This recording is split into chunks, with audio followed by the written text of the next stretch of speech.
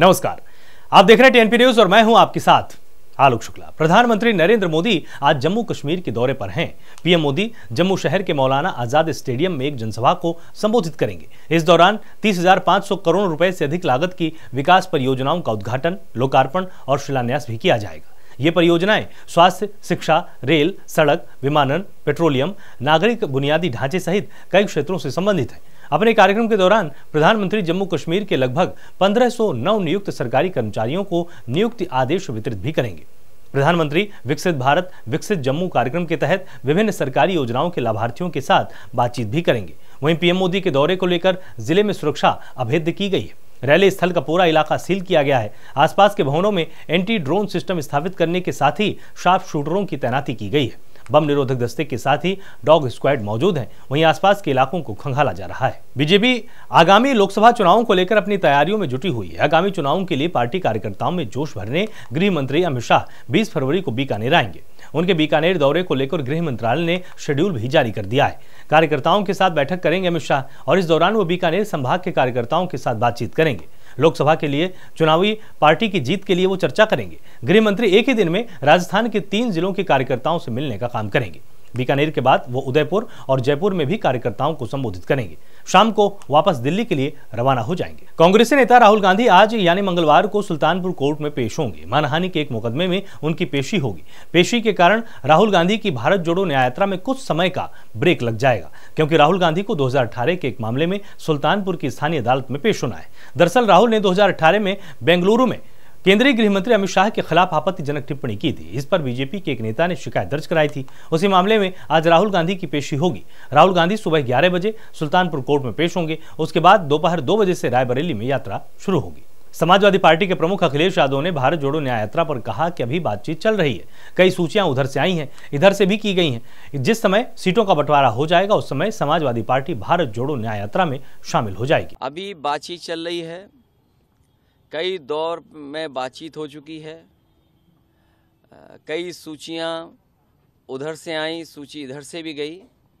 जिस समय सीटों का बंटवारा हो जाएगा समाजवादी पार्टी उनके न्याय यात्रा में शामिल हो जाएगी। बिहार के पूर्व उप मुख्यमंत्री और आरजेडी नेता तेजस्वी यादव ने पटना से अपनी जन विश्वास यात्रा शुरू की है। तेजस्वी ने मां राबड़ी देवी और पिता लालू यादव का आशीर्वाद लेकर जन विश्वास यात्रा शुरू की है। इस मौके पर तेजस्वी यादव ने कहा कि जनता हमारी मालिक है, हम उनके बीच जा रहे हैं। आज से जन विश्वास यात्रा शुरू हो रही है। हमने 17 महीने में जो काम किया है उसे जनता के सामने रखेंगे। नीतीश कुमार का ना कोई विजन है, ना ही गठबंधन बदलने का कोई कारण है। नीतीश कुमार जनमत को महत्व नहीं देते, जनता उन्हें इसका जवाब देगी। उनके बीच हम लोग जा रहे हैं। जन विश्वास यात्रा की आज शुरुआत हो रही है और मुझे पूरा भरोसा है कि जनता ने जिस प्रकार से हमारे पिता, हमारे पार्टी को लगातार समर्थन, प्यार, आशीर्वाद देने का काम किया और लगातार बिहार में 2 चुनावों से बिहार की सबसे बड़ी पार्टी बनाने का काम किया है और इस बार भी आने वाले समय में भी पूरी मजबूती के साथ जनता जो है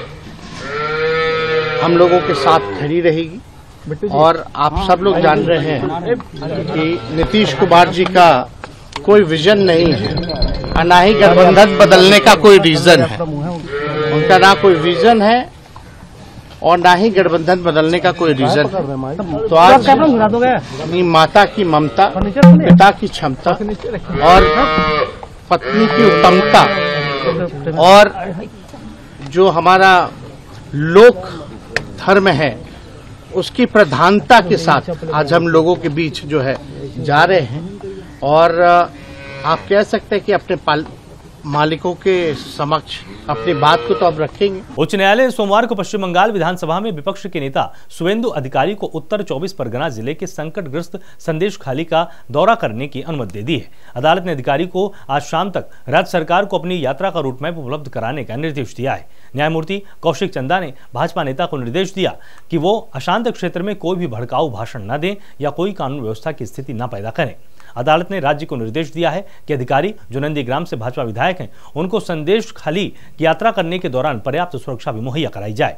जहां कुछ स्थानीय तृणमूल कांग्रेसी नेताओं द्वारा यौन उत्पीड़न और भूमि हड़पने के आरोपों पर विरोध प्रदर्शन हो रहा है, तो 2 टीएमसी नेताओं उत्तर 24 परगना जिला परिषद सदस्य शिवा प्रसाद हाजरा और स्थानीय पार्टी पदाधिकारी उत्तम सरदार को पुलिस ने गिरफ्तार कर लिया है। उन पर कथित सामूहिक बलात्कार और हत्या के प्रयास के आरोप में मामले दर्ज किए गए हैं। अधिकारी ने संदेश खाली जाने और कथित अत्याचारों से प्रभावित लोगों से मिलने की अनुमति मांगने के लिए उच्च न्यायालय का रुख किया था। यस्टरडे पूरा दिन का हियरिंग हुआ। ऑनरेबल जस्टिस सब ऑप्शन के ऊपर डिस्कशन किया। स्टेट गवर्नमेंट का बात भी सुना, हम लोग का बात भी सुना। उसका बाद जो जजमेंट आया अपलोड हुआ, आपका सामने है। हम लोग कोर्ट का ऑर्डर मानते हुए हम लोग निकलने वाला है, लेकिन मेरा पास मैं उम्मीद करूंगा डीजीपी और इसकी बसीरत कोर्ट का ऑर्डर को अमल करेंगे। फिर दोबारा कोर्ट में जाने, थर्ड टाइम कोर्ट में जाने के लिए हम लोग का कोई जरूरत नहीं होगा, ये मेरा उम्मीद है। लेकिन मेरा पास जो जानकारी है, पहले तो एक सीनियर ऑफिसर ने मुझे सुबह फोन किया और बताया आप 11 बजे के बाद जाइए। केंद्रीय मंत्री धर्मेंद्र प्रधान ने संबलपुर से अयोध्या के लिए आस्था स्पेशल ट्रेन को हरी झंडी दिखाई है। इस मौके पर केंद्रीय मंत्री धर्मेंद्र प्रधान ने कहा कि लोगों में राम मंदिर के दर्शन के लिए उत्साह है। देश में एक नई आध्यात्मिकता का जागरण हुआ है। साल की प्रतीक्षा की अंत पिछले जनवरी 22 तारीख को हुई है। 11 दिन के अनुष्ठान के उपरांत स्वयं देश की प्रधानमंत्री जी ने उसका प्राण प्रतिष्ठा किया है, अनुष्ठान पूरा किया है। भारत के अंदर अत्यंत उत्साह है, कौन जाके जितना जल्दी भगवान श्री रामचंद्र जी का दर्शन करके आएंगे।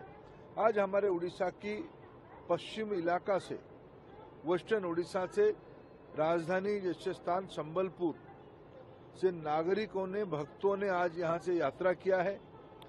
मैं उनको मिलने आया था, उनकी आशीर्वाद लेने आया था। उनके माध्यम से रामलाला जी को मैं भी दर्शन करूंगा। ये हम सभी की सौभाग्य है। देश में एक नई आध्यात्मिकता की जागरण हुई है। चंडीगढ़ मेयर चुनाव को लेकर आम आदमी पार्टी और कांग्रेस की ओर से दायर की गई याचिका पर आज सुप्रीम कोर्ट में फिर से सुनवाई होगी। वहीं सोमवार को भी सुप्रीम कोर्ट में सुनवाई की गई थी। दोनों दलों ने मेयर चुनाव में धांधली का आरोप लगाया था और चुनाव अधिकारी का वायरल हुआ वीडियो सबूत के तौर पर शीर्ष अदालत में पेश किया जाया था। इसके बाद सीजेआई डीवाई चंद्रचूड़ चुनाव अधिकारी पर भड़क गए थे। फिलहाल के लिए इतना ही। आप लगातार जुड़े रहिए टीएनपी न्यूज के साथ। नमस्कार।